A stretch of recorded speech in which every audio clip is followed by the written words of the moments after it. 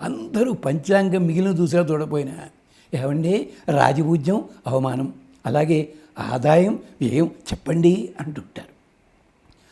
ఆదాయం వ్యయం వెనకాల జోక్ ఏమిటో చెప్తే గుండె ఆగిపోతుంది చాలామందికి.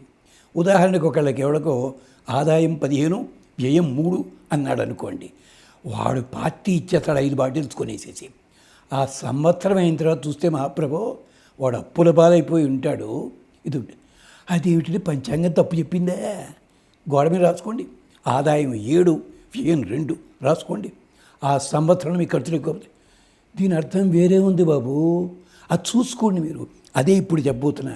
ఈ శ్లోకం ఒకప్పుడు పంచాంగాల్లో ఉండేది, కానీ ఎందుకో పెద్దలంతా పాపం 10 ఏళ్ల నుంచి ఆ శ్లోకం ఎత్తేసారు పాపం.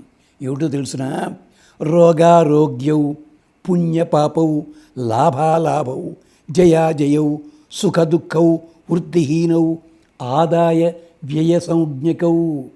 ఆదాయం అంటే నువ్వు అనుకున్నట్టుగా లాభం కాదు, వ్యయం అనుకోండి ఖర్చు అని కాదు, నెగిటివ్ అర్థాలు ఉంటాయి దాంట్లోనూ. ఏమిటి? మొదటిది రోగమునకు ఆదాయం అని పేరు, ఆరోగ్యమునకు వ్యయం అని పేరు.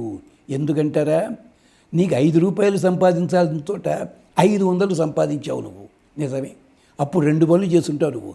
శారీరకంగా శ్రమపడి ఉంటావు నువ్వు, లేదా మోసం చేసుంటావు. మోసం చేస్తే పాపమే కదా, శారీరకంగా చేసిన శ్రమ వల్ల అనారోగ్యమైంది కదా. ఇది అర్థం అక్కడ. అందుకని అలాగే పుణ్య పాపములు. ఆదాయం అంటే అదేమిటి?